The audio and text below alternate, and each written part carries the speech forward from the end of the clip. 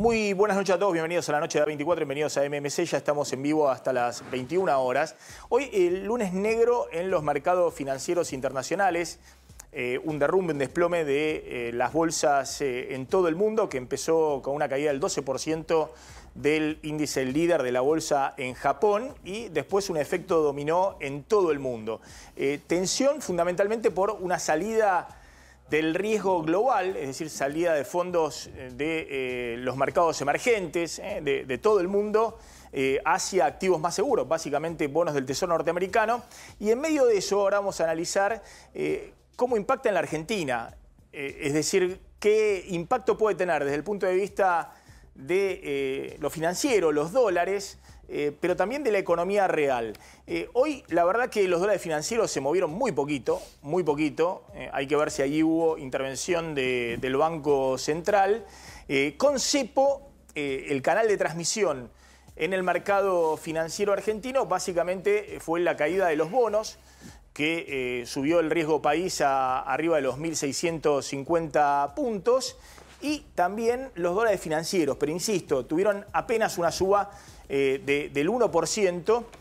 Y la preocupación fundamental es si esto continúa o no. En el Ministerio de Economía decían, bueno, la política económica de Milei es sólida, pero además, por suerte que no sacamos el cepo. Es decir, el cepo es lo que desengancha en el corto plazo a la Argentina de estos movimientos mundiales de capitales. Ahora, lo que vamos a analizar en un ratito con Javier Timerman, que es un antiguo, con mucha experiencia, operador del mercado financiero internacional, el director de AdCap Inversiones, bueno, ¿qué puede pasar también en la economía real? Porque más allá de los dólares financieros o la caída de los títulos públicos o de las acciones argentinas que después no cayeron tanto como había ocurrido inicialmente, hay un problema con lo que está sucediendo en toda la región, porque si el dólar sube en Brasil, si el dólar sube en México, es decir, si esos países están depreciando sus monedas. Brasil, por ejemplo, a principio de año tenía un dólar abajo de los 5 reales por dólar. Hoy cerró en 5,75, es decir, una suba de más del 15%, 17% el dólar en lo que va del año en Brasil. Pero Brasil ha tenido el primer semestre 2% de inflación. Es decir, que Brasil se ha abaratado en términos de dólares muy fuertemente. Lo mismo ha pasado con México y otros países de la región, donde están saliendo capitales, dejan de depreciar sus monedas, tienen mucha reserva en el Banco Central, no tienen demasiado traspaso a los precios internos, tienen reservas para estabilizar y morigerar esos impactos, pero la pregunta es si eso no descoloca todavía más a la Argentina y le mete más presión a la política cambiaria oficial, que es aferrarse al cepo, al dólar oficial al 2% mensual, y tratar también que no se muevan demasiado los dólares financieros, interviniendo con dólares que no tiene el Banco Central en la brecha cambiaria. Voy a abrir directamente con Javier Timerman. Javier, gracias por venir.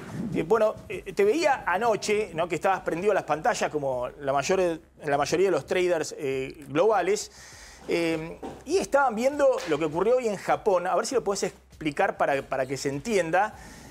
Algo que algunos decían, semejante caída de la bolsa en Japón, no se veía en los últimos 37 años, desde el año 1987. ¿Qué es lo que detonó este lunes negro en los mercados? Había habido un viernes negro también, el viernes pasado, pero este lunes fue especialmente impactante. ¿Qué es lo que detonó este cimbronazo, esta crisis financiera internacional? Mira, hace muchos años, yo creo que tipo 30 años, que el Banco de Japón con tasas o negativas o tasas cero o tasas muy, muy bajas. Eso motiva que eso hace surgir lo que es el carry trade, que es la gente invierte en activos de riesgo y se fondea en los activos de menos riesgo o los activos más baratos, llamémoslo. Y en este caso es el yen, la moneda japonesa.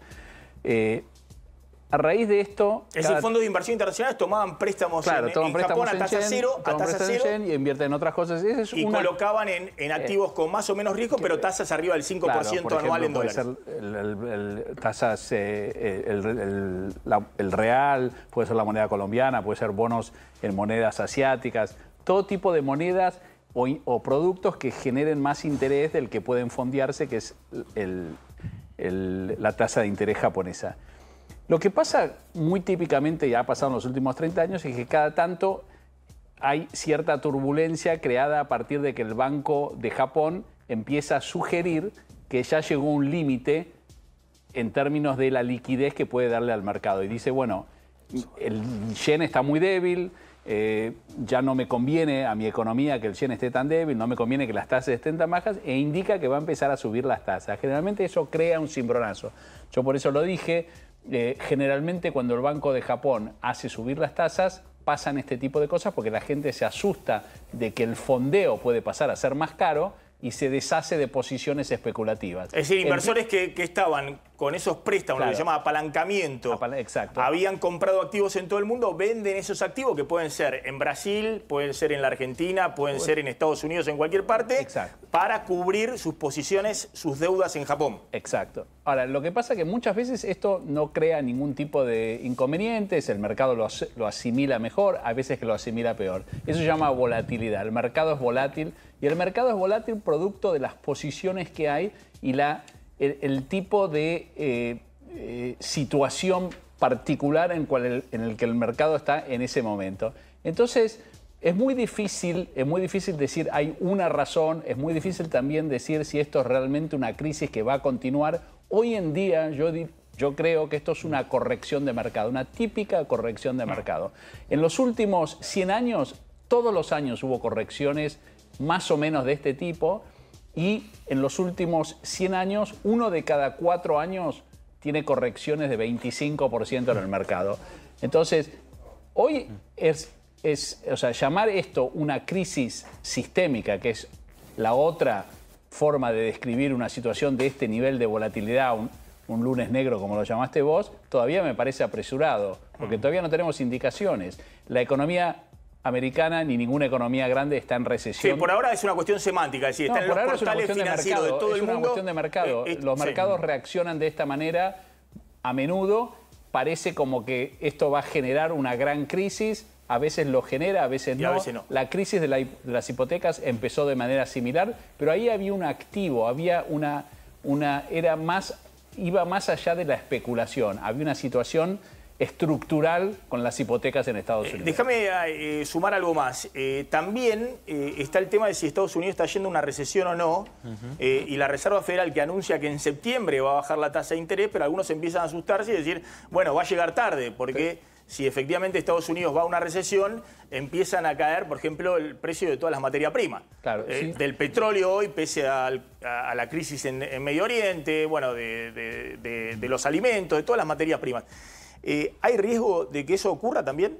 Si yo hubiera estado también más hace 2 semanas, 3, un mes, 2 meses, 4, 8 meses, y hubiésemos hablado de la posibilidad de que la economía americana empiece a enfriarse un poco y que la Reserva Federal iba a empezar a pensar en bajar las tasas, todos hubiésemos coincidido que eso era muy bueno. Muy bueno para la Argentina, por ejemplo. Para el mundo, para las inversiones. Que necesita que se abarate el dinero en el mundo, porque la Argentina tiene a partir del año que viene vencimientos de deuda importante y en algún momento tiene que salir a pedir dinero, dólares, para refinanciar esos vencimientos. Pero más allá de eso, también hubiese sido bueno para la economía americana en general, porque decían, es bueno que la Fed baje la tasa, que la economía no se recaliente, que la inflación, etcétera, etcétera. Pero la realidad es que cuando esto ocurrió el viernes pasado, donde salieron los datos que la economía americana estaba más floja de lo que se pensó, de repente sorprendió al mercado de manera negativa y esa reacción que todos creímos que el mercado iba a tener tuvo la contraria. Eso se debe a posicionamiento de mercado, a que el mercado de repente dice,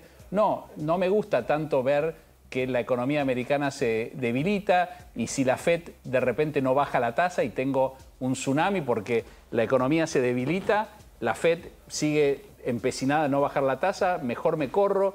Y estos son los momentos cuando cambia la política monetaria americana. Estaba en una política restrictiva, ahora parece que va a tener una política más laxa, que la gente empieza a decir, bueno, por las dudas salgo de posiciones a ver qué pasa, a ver qué hace la Reserva Federal. A ver, voy a la economía real. Vos sos un operador de mercado, viviste muchos años ahí en Nueva York, operando en Wall Street, creo que también en Londres, pero bueno, conocés la Argentina y todas las crisis económico y financieras de la Argentina.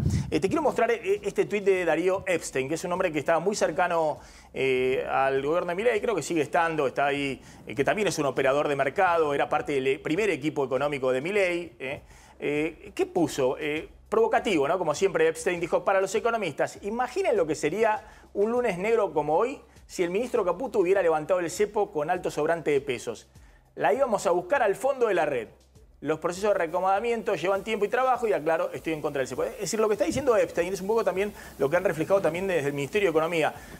Fíjense qué bien hicimos de no levantar el cepo porque nos llegaba a agarrar esta situación de cambio en el flujo de capitales internacionales sin cepo y sin reserva en el Banco Central y como dice Epstein, cuando dice le íbamos a buscar al fondo de la red, íbamos a buscar al dólar volando como un barrilete.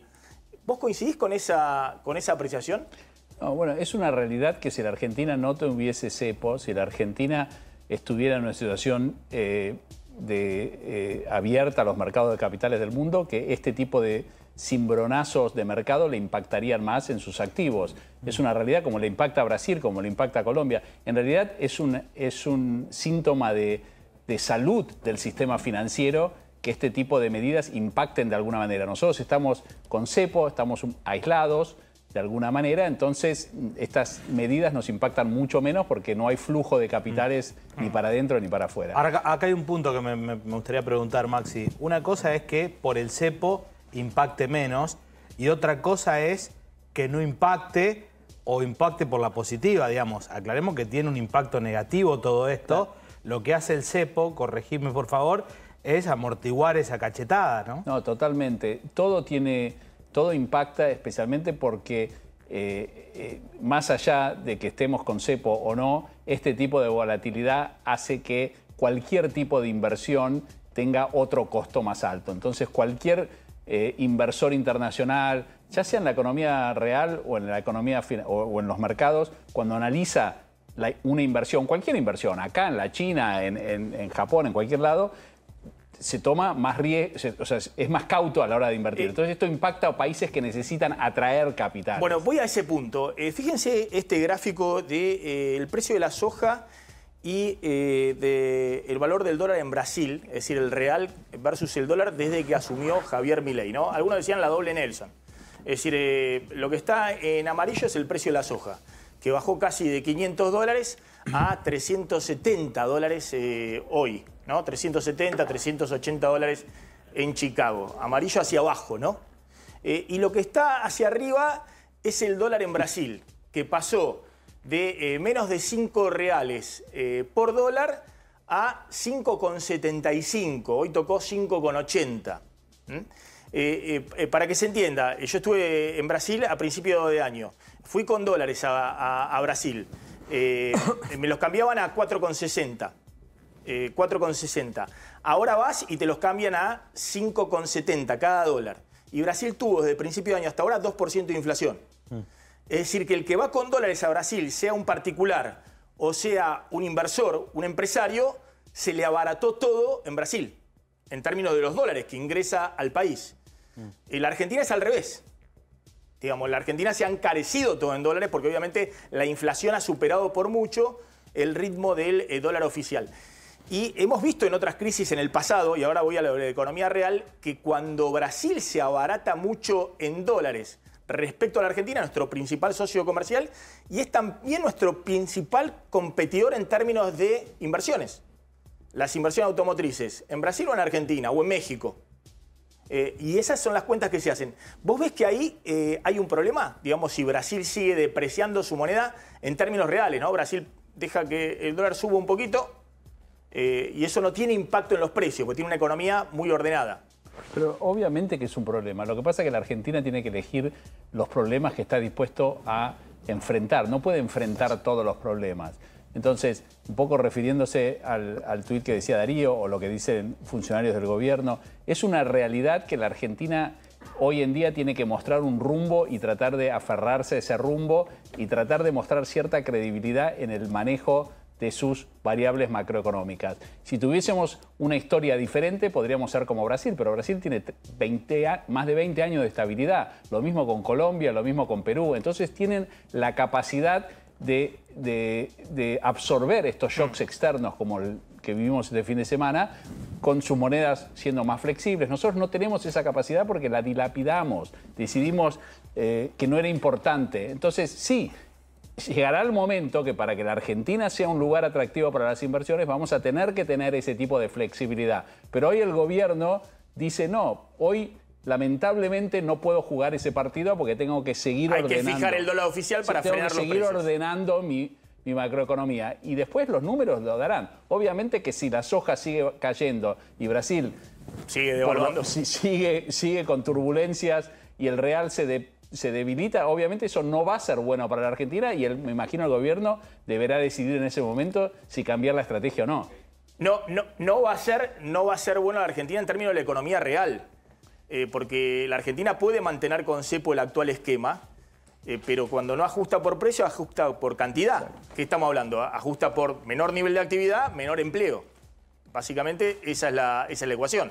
Eso y además... Si Brasil tiene la flexibilidad de que cuando salen capitales en un esquema de tipo de cambio flexible, deprecia en términos reales su moneda, es decir, se vuelve más competitivo para poder conseguir más dólares, la Argentina no lo tiene en este momento, bueno, el impacto sobre la Argentina es más que nada por el canal real, digamos, que la Argentina, si se vuelve más costosa, bueno, tendrá menos inversiones, menos actividad, menos empleo. Bueno, yo creo que esa es un poco la decisión del gobierno. Si vos mirás otros países... El gobierno privilegia la desinflación, la caída de inflación al nivel de actividad. Yo creo que el gobierno hace una lectura acertada de nuestro problema de competitividad y dice, nosotros tenemos un problema de competitividad que no es solo la moneda, son un montón de regulaciones, de estructuras, de impuestos, burocracia, etc.